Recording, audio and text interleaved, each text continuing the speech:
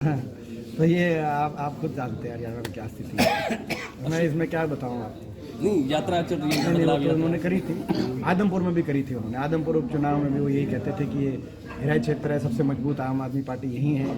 और आम आदमी के जो है वो एक कैंडिडेट भी लेके आए, जिस कैंडिडेट की पिछली बार 10-12 हज़ार वोट थी, उन्होंने टिकट दी, लेकिन उसकी 2,000 ऐसे कुछ वोट आई आम आदमी से। एक अशोक तंवर का बयान था कि अगर राजस्थान सहित दूसरे राज्यों में कांग्रेस आप पार्टी का साथ देती तो बीजेपी को हरा देते। लेकिन मैं अब उनके बारे में नहीं कुछ कहना चाहता। आम आदमी पार्टी का कोई हरियाणा में अस्तित्व नहीं है। आम आदमी पार्टी हमारी इंडिया की जरूर एक मेंबर है, जो इंडिया का एक गठबंधन अलायंस है। 19 तारीख को मीटिंग है और राष्ट्रीय स्तर पे सारे साथ मिलकर चले, एक अच्छी बात है। लेकिन हरियाणा में परिस्थिति तो हर प्रदेश की अलग होती है। अब किसी प्रदेश की कल को आम आदमी कहे कि जी हमें तमिलनाडु में, तो आप कोई कहे कि जी वहाँ, तो ये हर प्रदेश की अलग परिस्थिति है। देश में हर प्रदेश की अलग परिस्थिति। आपको याद होगा पिछली बार ये 3 राज्य कांग्रेस पार्टी प्रचंड बहुमत से जीती, लेकिन हरियाणा आ गई। पिछली बार हिमाचल बीजेपी जीती और यहाँ भी बीजेपी सरकार बनी। तो हरियाणा में अब इस बार हिमाचल कांग्रेस जीती। तो हर प्रदेश का अलग परिस्थिति है।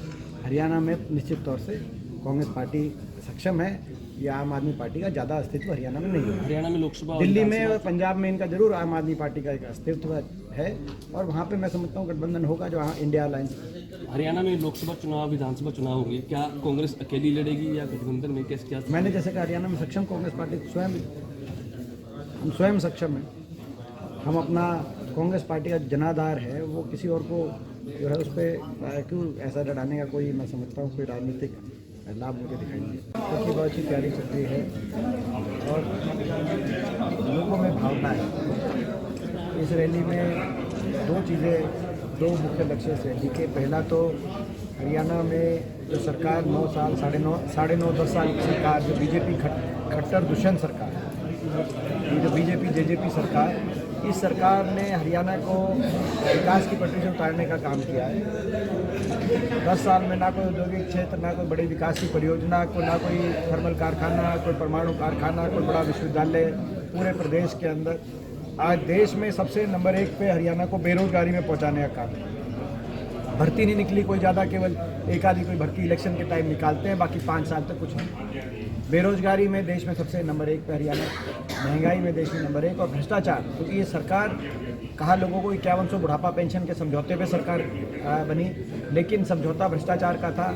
अब सबको सामने आ गया कि आपस में महकमे बांटकर जेजेपी और बीजेपी के मंत्रियों ने प्रदेश को लूटने का काम किया है और हरियाणा को विकास की पटरी से होता है। तो हरियाणा में लोग बदलाव चाहते हैं, परिवर्तन, और परिवर्तन चौधरी उपेंद्र सिंह हुड्डा जी के नेतृत्व की तरफ हरियाणा के लोगों की आशा है। चौधरी उदय भान जी की अध्यक्षता में कांग्रेस पार्टी आगे बढ़ रही है और 24 तारीख को ये जो हमारी रैली की जाएगी, परिवर्तन पहला लक्ष्य है। दूसरा लक्ष्य, इस रैली में 750 जो किसान, मजदूर, आड़ती, व्यापारी, क्योंकि कृषि व्यवस्था जो हमारे पंजाब हरियाणा में एमएसपी पे मंडी बेस्ड सिस्टम हमारी है, उसको समाप्त करने के लिए 3 काले कानून आए थे। कृषि कानून बड़े उद्योगपति समूह के हवाले सब कुछ कृषि व्यवस्था सौंपने के लिए किसान ने अपनी लड़ाई लड़नी पड़ी, लेकिन आज तक इस सरकार का अहंकार नहीं टूटा।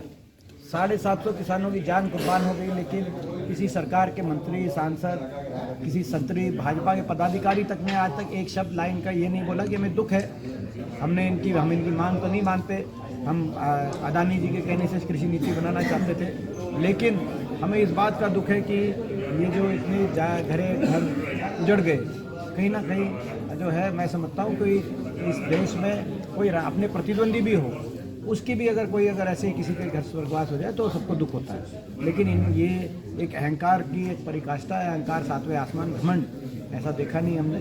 तो ये दूसरा हमारा है कि हम 750 किसानों को श्रद्धांजलि देंगे और ये हम याद दिलाएंगे इस देश को कि किसानों का ये बलिदान याद रखेगा हिंदुस्तान। ये चाहते हैं उस बलिदान को मिटा दे बीजेपी जेजेपी, लेकिन हम जो है उनकी बलिदान को व्यर्थ नहीं जाने देंगे। किसानों के अधिकारों का इन्होंने कोई मांगों को पूरा नहीं किया, उन मांगों के लिए हम लड़ाई लड़ते रहेंगे।